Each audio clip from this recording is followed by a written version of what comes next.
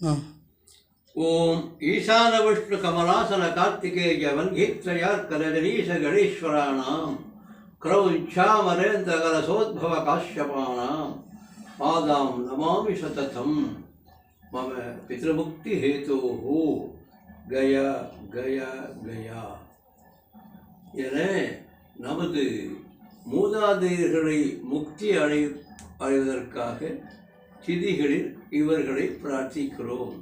அவர்கள் யார் யார்?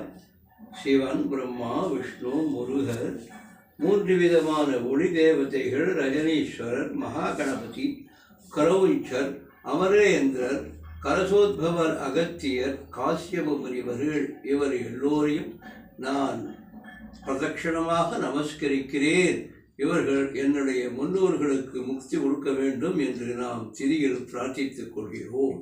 நாம் நாராயண நாராயண.